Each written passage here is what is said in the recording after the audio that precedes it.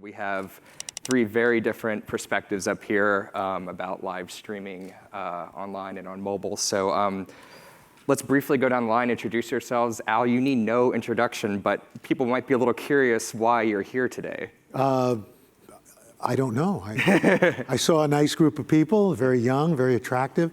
Well, maybe not those guys. No, only kidding. I've been in live television since before most of these folks out here have been born.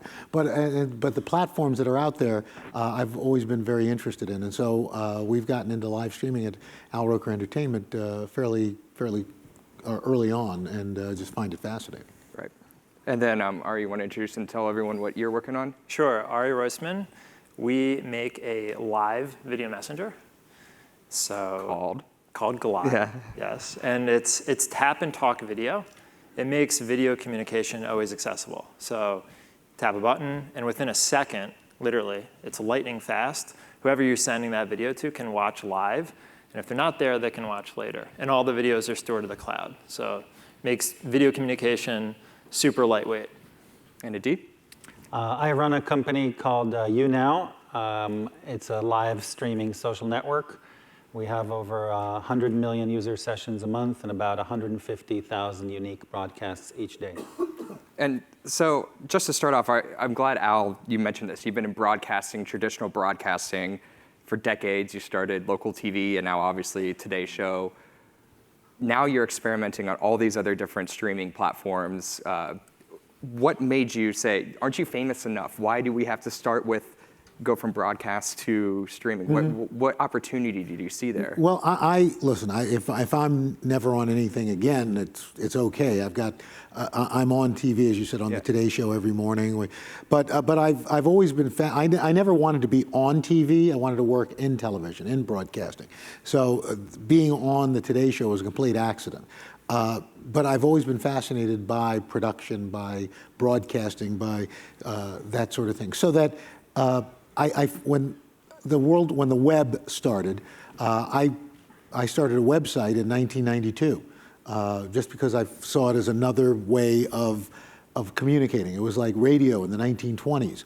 Nobody quite knew what it was going to be, but they knew that there was going to be something out there. So everything that's happened on the web, the internet, online, whatever, I've always been kind of interested in. And so we've decided to experiment with these different platforms. Whether we were at South by Southwest last year when Meerkat started. We're on YouNow. We've done Periscope. We're on Facebook Mentions Live. We're pretty agnostic platform-wise just to see what's out there and what's going to happen. But I think that at the end of the day, I think live television is, and I think a lot of broadcasters are coming to this, live is the new live. People like the spontaneity, they don't know exactly what's going to happen, and so that's why I thought it'd be fun to get involved in it. And you don't have to be a superstar, and I think, Adi, you can talk about this. There are a lot of self-made stars on the YouNow platform. A lot of people in this audience may not realize it. Your audience skews very young. I think you told me it was between 18 and 30 is the vast majority of the users, and they're self-made people. So explain how that happens. What kind of videos are these people putting out there, and what makes them just get this massive audience on YouNow? Sure. I mean, the nicest things that happen to me is when folks walk up to me and thank me for changing their lives. Just happened a couple of weeks ago. A singing waitress came up to me and said, "Hey, I was a waitress until 3 months ago, and now I'm on YouNow singing and making a living every day." And I checked her out, and she's singing from her bathroom because it's the only quiet room in the house, and she has audience of thousands, and she is paying the rent and all of that because our platform. So really, the way we think about money on it. She is making money. So where does the money come from?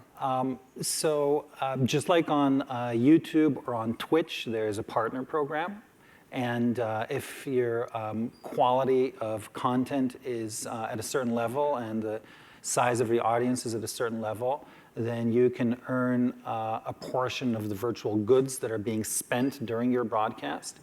So this is people in the app, they're able to buy things as they're watching a video. What kind of things are they purchasing?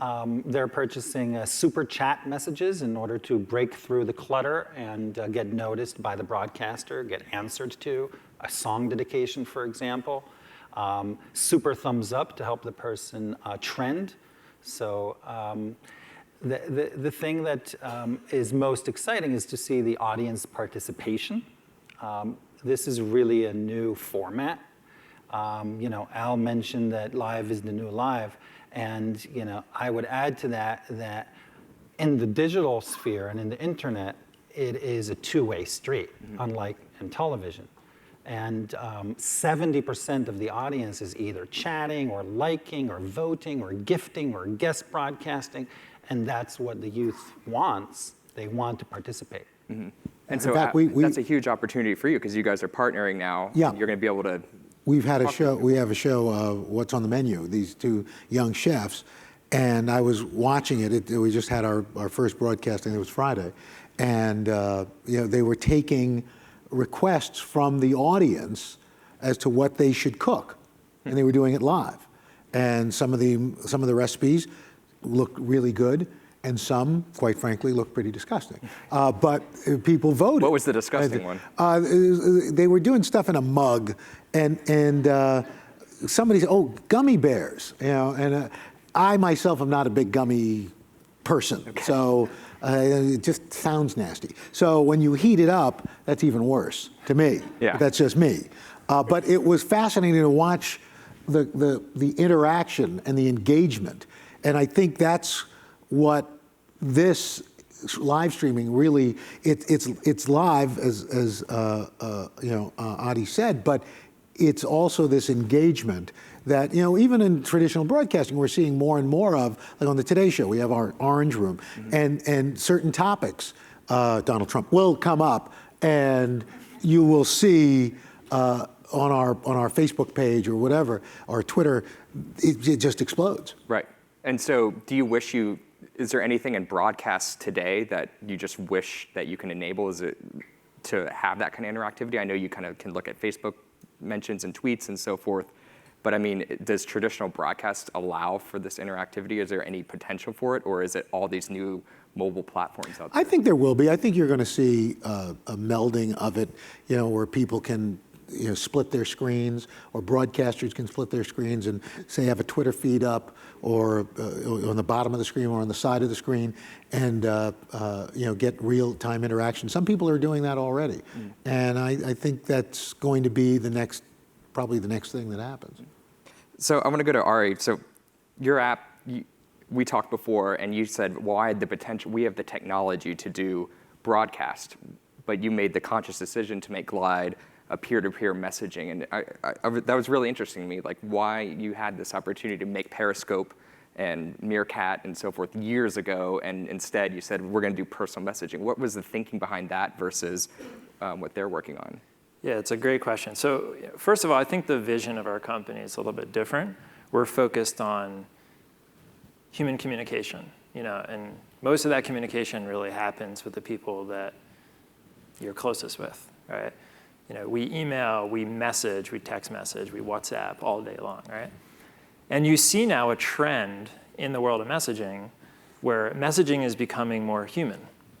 It's becoming more media rich. So Snapchat is a huge example of this, right? Photo chatting didn't really exist a few years ago, and now it's something that hundreds of millions of people do.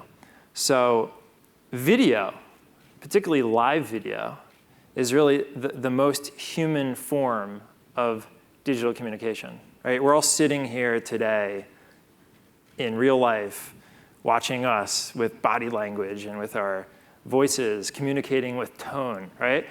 You could just read the manuscript.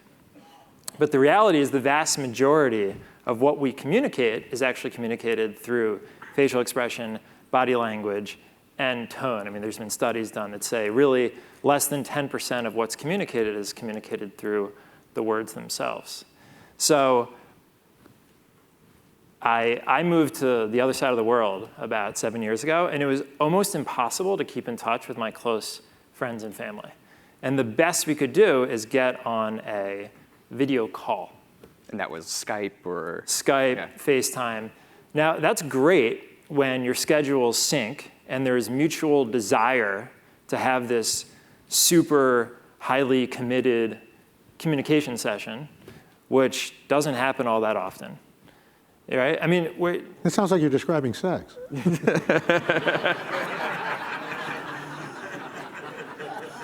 Do people have to schedule sex? yeah. Yeah. High five, Al. Yes. I'm sorry, I didn't mean it. So Totally threw him with this sex scheduling. Let's go back to the face-to-face. There's a new app. Yeah. Oh, I'm sorry, that's called Tinder. Yeah. this is great. We really got the crowd. Now we're warming up. Where was I? So Skype's not working. Right. FaceTime's not working. So what we've done with Glide is we've made that live video experience always accessible. So whenever you want, you tap a button and you talk. And then within a second, whoever you're talking to can watch that live. Or if they want, they can watch it later. So it's kind of like video texting, right? And we stream video at extremely low latency. I've yet to see any company that can match our latency, sub-second latency. So it's this super real-time, intimate video experience. And I tried it with you, and the obvious comparison is FaceTime, and that's completely wrong. It couldn't be further from FaceTime or Skype. Yeah, it's really neat. And the people that use it and get it love it. I mean, we have millions of active users who have sent billions of messages, and our average daily message sender is sending over 20 messages a day. So I envision a future where the vast majority of our digital communication is a lot like the way we communicate in the real world. And I also envision a future where we communicate with computers in a very similar way where we communicate with other people, where we're using our voices and natural language. So to answer your question directly, right? Live video in the context of a broadcast is tough, right? I mean, you guys are both doing amazing work. But I think the reality is that Periscope, Meerkat, YouNow has been doing it for a lot longer, but Periscope and Meerkat, I think, have kind of brought this to the forefront, this notion of a live broadcast. I think it's new and it's really interesting, but it's unproven. It's very difficult to create compelling content when it's live from the broadcaster's perspective. It's much easier to take more time and produce high-quality video content that isn't live. And so there is this concept which we call FOMO, fear of missing out. It's live, anything can happen. But I do question how valuable the content will be to consumers over the long run compared to high production. I think it's like anything, and Adi, I think you'd agree with this, in that it's, at the end of the day, and it's kind of what you're saying, Ari, people want that interaction. They want that communication. People watch for people. They may watch a format like The Voice or America's Got Talent or something like that. But the shows and the people that break through are the ones that people are compelled to watch and want to watch day in and day out, or time in and time out. And that's on incumbent upon any broadcaster, whether it's a live stream or it's over the air or it's cable, to find those personalities. And YouTube, those people have broken out. Those are the people who you want to see. And it's not just, I agree with you, it's not just live for live's sake. It's live with a message and a messenger that people want to invest that time in. Because there's so many demands on our time. Look, live is great, but there are right now, I think I read, there are 450 scripted television shows available on the broadcast networks, streaming like Amazon, Hulu, Netflix. We don't have time. So, but if it's something that's compelling and interesting and people want to see, they will make the time. And that's our job, is to find those people. And so what do you guys see that bubbles up? So this is obviously a new format, a new medium. People are watching it mostly on their phones, maybe on their PCs. what kind of content is different than what Steve, you put on think traditional about it TV? this way. The gaming industry is $80 billion industry. Hollywood is $40 billion. The main difference is in gaming, everybody's participating. We've all heard about leaning in. This is further than leaning in. This is jumping in. This is the next generation of leaning in. So, we've seen this with, BBS's bulletin boards in the 80s and then AOL chat rooms. People participated. And, now we're seeing it through gaming. They no longer want to be passive viewers. We all know that. TV ratings are going down. We all know that. What is the next thing? The next thing is I can be part of it. And live allows you to be part of it because the feedback that you're getting when you are broadcasting or when you are chatting and somebody else answers or the broadcaster answers or when you're giving a gift and it appears on screen, it's the same exact thing as playing a game, a multi-user game. It's big business. It's a new format. And so it's beyond live. It's participation. Is there room, do you guys think, for scripted or time-shifted content on these kind of platforms, or is live, is that it? Is it, you have I to think be there's live a lot of magic that happens in the live. 70% of the people in the room are experiencing the magic.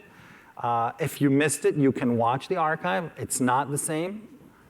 And that's because of the interactivity thing that Yeah, I think that's it. But listen, I think things are going to evolve. I think just on the, we were excited to be part of YouNow because I think, on my company, Roker Entertainment, we've produced shows for traditional cable and broadcast, but their topics are the things we deal with. I mean, the top 10 topics, and these are my daughter. I've got a 17-year-old daughter. I've got a 28-year-old daughter. Who I guess is now a millennial. I've got a 17-year-old daughter, and I've got a 13-year-old son.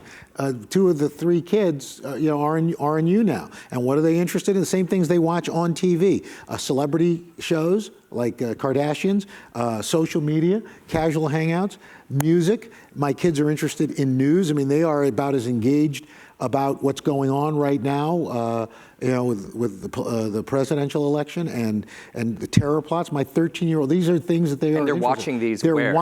They're watching it on traditional television. They're watching it on YouTube. They're watching it on some platforms like YouNow. They are. I think what's different with this next group, this next generation, I think they are engaged on multi-platforms. I don't think television is dead. Television is evolving. And if you think about it as a screen, whether it's this iPad, an iPhone, your 50-inch screen, kids are watching. Millennials, whatever you want to call them. Generation Z. Generation Z. Yeah. TV and movies, they're watching it and they're consuming all sorts of stuff. Some of it live, some of it's scripted, some of it's in chunks, whether it's on YouTube or different channels, proprietary apps like NBC, watching stuff from SNL from the night before, or on Jimmy Kimmel, or Jimmy Fallon. So it's all out there and they're all consuming it. It used to be that when you wanted to watch video content, you would have to download it. Right. And only then could you begin watching it, right? Now streaming has become ubiquitous. We've all probably watched a YouTube video in the last 24 hours, right? The next step is not only you streaming the content, but that content is being streamed live. And what you see is that the latency, how quick is the transfer from point A to point B, is becoming a fundamental part of the quality of the experience that a product can deliver to consumers. So the interactivity of that live stream and being able to see comments in real time and then influence the actual content, that's compelling. That's engaging. That's, I think, what ID is mentioning. It becomes like a multiplayer game. That's super interesting. Yeah, my question is this, long term, once this becomes somewhat commoditized and lots of products and services are able to offer real-time video content, what will be the quality of that content or that overall engaging video experience versus watching something that has a higher production value? You're going to have people on your platform that bubble up. You're going to need to find more We already Rokers. have stuff bubbling up. I mean, America's Got Talent is holding auditions on YouNow to discover new talent. You no longer have to go into a stadium and stand in line with people. You can do it from your bedroom and go right there in front of an America's Got Talent producer. It's democratizing stuff, as the internet is really good in democratizing it. We just saw the other week the #2 band on iTunes, Pentatonics, went live on YouNow and pushed their album sales on iTunes. And by the time they finished their broadcast, 45 minutes later, they were #1 on iTunes. And they had, out of the 150,000 people who were watching, 10,000 people clicked into iTunes. And many of them bought the album, and it moved the needle. Here's a live QVC that is happening. So we're democratizing that as well. The use cases are just fascinating, and we're all just discovering them right now. But all we're doing is we're democratizing access to media, something that has been done for the long time, for the past 25 years. And it's really exciting to see it have impact. So I want to talk in our last few minutes about Facebook. They're making this giant push into video. I know you've already, Al, experimented on Facebook a little bit. It's still the early days for them, but the thing I'm thinking about is what stops them from just totally owning this entire video space? What if it's just Facebook and YouTube, if they can own both live and time shifted? How are you guys thinking about that? How do you stand out if Facebook suddenly decides to flip a switch and just completely go all in on video? Can I help these guys out? Yeah, you can help them out, yeah. I think it's a new product experience. Yeah. And so it's not going to be the 70-pound gorilla that kind of owns the network, the massive network, that's going to be the most innovative and create a differentiated product experience. I mean, I get this question all the time where it's like, what about WhatsApp or Snapchat? I mean, we've created a new communication paradigm, right? We're focused on video in the context of messaging, live video in the context of messaging, and I think the same applies here. I mean, you guys have created a totally new product experience. Yeah, I think also Facebook does a lot of things. They also allow for photo uploads. Do they compete with Flickr? It's a new experience. Companies that are dedicated to that and to enhancing that engagement in that format are always going to have a place. And we're going to see people live broadcasting on Facebook, uploading video, uploading photos, using any type of media. Al, what have you seen work best on Facebook from your company? Well, I think it's like anything. It's what people are really interested in. I mean, we've kind of we've been a food kind of centric program production company. We've done food. Food responds very well. Everybody eats. Everybody likes to eat. Everybody likes to watch people eat or create food. So we've been doing a lot of that. We look to expand into other areas. We've been toying with the business community. We've got a great relationship with Business Wire, the preeminent business PR firm, and we produce two weekly broadcasts for them that we're pushing out to other platforms. That's on Facebook. It's on their website. It's email, Facebook. It's on a number of platforms. So all of that, I think you just have to keep experimenting, because that's where we are right now. We're in the 1920s of radio, but now it's video. It's live video.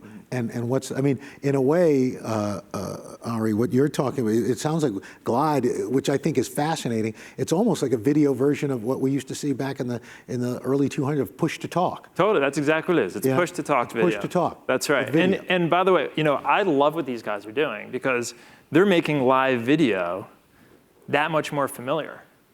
We're not competing. No. We're building an industry based around live video. I'm focused on the creators. I think by definition, these guys are certainly focused on the creators, but it's the consumers that drive most of the traffic on their network, right? It's a one-to-many broadcast platform. Comparing Glide to YouNow is kind of like comparing WhatsApp to Twitter, right? They're both text communication, but one is focused on peer-to-peer, one is focused on one-to-many.